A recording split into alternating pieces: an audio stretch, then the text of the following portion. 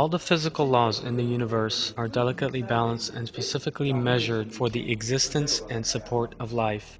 The general structure of the universe, the place of our Earth in that universe, our planet's physical features such as air, light, and water all possess properties that are essential to our survival. When we inspect and study at the molecular level, the special creation of the microcosmic world reveals a clear and an even more unique order. At the molecular level, or smaller, such as the atomic level, which is too small to be seen with the naked eye, everything is flawless. The elements that make up our hands, eyes, hair, and lungs, or all of the living things such as plants, animals, trees, and birds that provide food for us, are all specially created building blocks. In his work, The Universe, Plan or Accident, the physicist Robert Clark describes how the building blocks of life were brought into being with a very special and a very superior creation. As if the Creator has given us a kit of prefabricated parts ready-made for the work in hand. One of these special components referred to by Clark is the element called carbon. In many respects, carbon has different properties compared to other elements. These differences make it essential to life. Carbon is the sixth element in the periodic table. Its most important characteristic is that it constitutes the basis of many things on Earth, from our car tires to our computers, from the natural gas we use to cellulose, from the meat we eat to the DNA in our cells. The film you are about to watch provides information about the structure of carbon and allows you to witness a great proof of creation.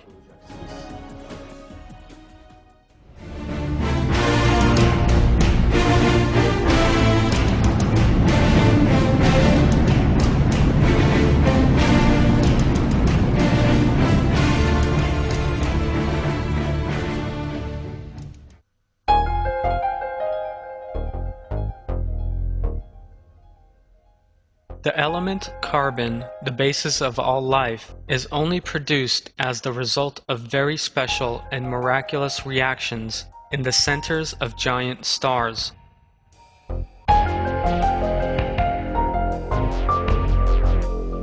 If these miraculous reactions did not take place, there would be no such element as carbon in the universe today, and thus no such concept as life.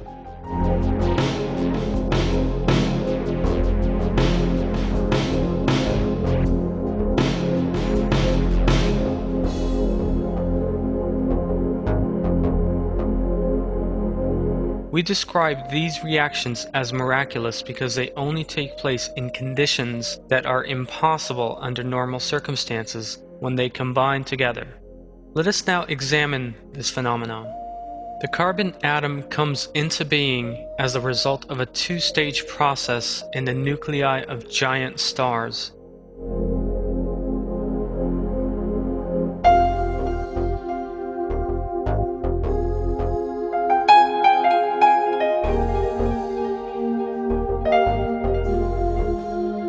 Two helium atoms first combine together, resulting in an intermediate element with 4 protons and 4 neutrons. This intermediate element is known as beryllium.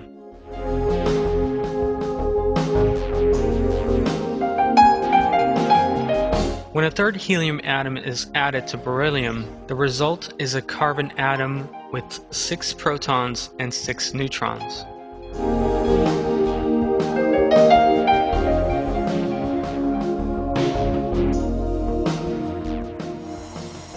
The beryllium that emerges in the first stage has a different structure to the beryllium found on Earth.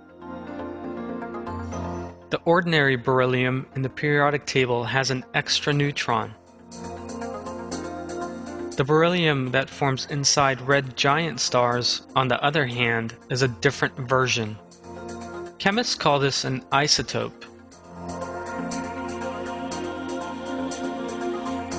Physicists have long been amazed because this beryllium that forms in red giants is abnormally unstable.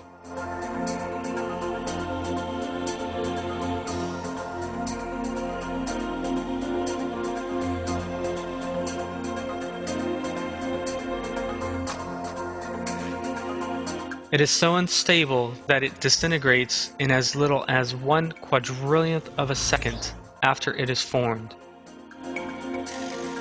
So how is it that this beryllium isotope that vanishes the moment it forms turns into carbon?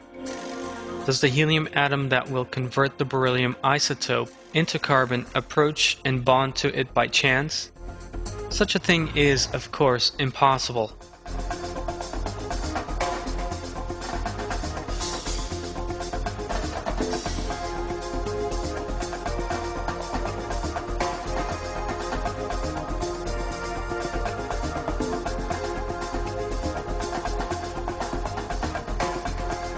It is just as, or even more impossible, as a third brick being added on top of two other bricks that have come to be standing on top of one another by chance in as little as a trillionth of a second, before the first two bricks collapse, and in such a way a sound piece of construction emerges. The famous scientist Paul Davies describes this miraculous phenomenon in these words. Carbon nuclei are made by a rather delicate process involving the simultaneous encounter of 3 helium nuclei inside the cores of large stars.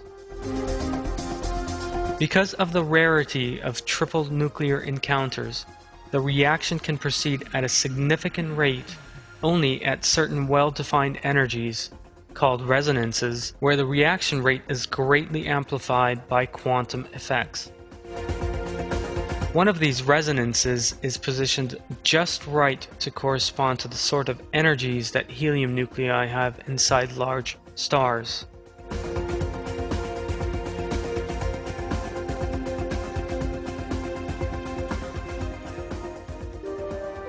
A process known as double resonance takes place in red giants. When 2 helium atoms resonate in union, another resonance causes a third helium atom to join the beryllium atom that emerged in as little as 1/400th of a second, and thus give rise to carbon. This is a phenomenon that cannot possibly take place under normal conditions. George Greenstein describes why this double resonance is such an extraordinary mechanism.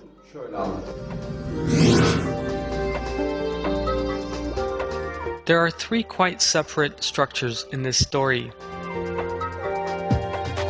helium, beryllium, and carbon, and 2 quite separate resonances. It is hard to see why these nuclei should work together so smoothly. It is like discovering deep and complex resonances between a car, a bicycle, and a truck. Why should such a disparate structure mesh together so perfectly? Upon this our existence, and that of every life form in the universe, depends.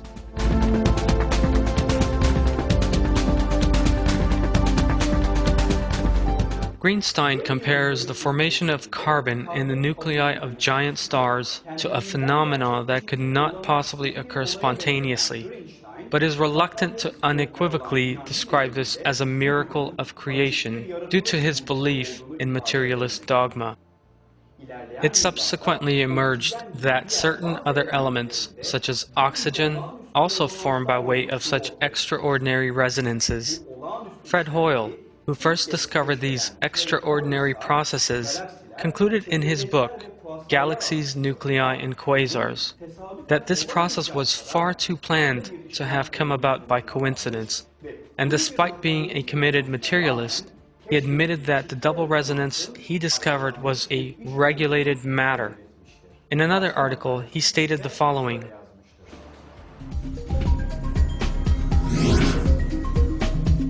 if you want to produce carbon and oxygen in roughly equal quantities by stellar nucleosynthesis, these are the 2 levels you would have to fix, and your fixing would have to be just about where these levels are actually found to be. A common-sense interpretation of the fact suggests that a super-intellect has intervened in physics as well as chemistry and biology, and that there are no blind forces worth speaking about in nature. The numbers one calculates from the facts seem to be so overwhelming as to put this conclusion almost beyond a question.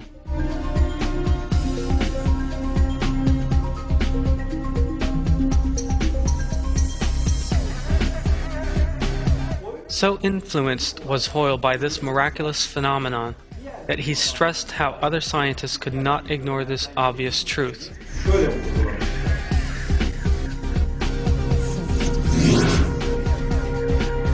I do not believe that any scientist who examined the evidence would fail to draw the inference that the laws of nuclear physics have been deliberately designed with regard to the consequences they produce inside the stars.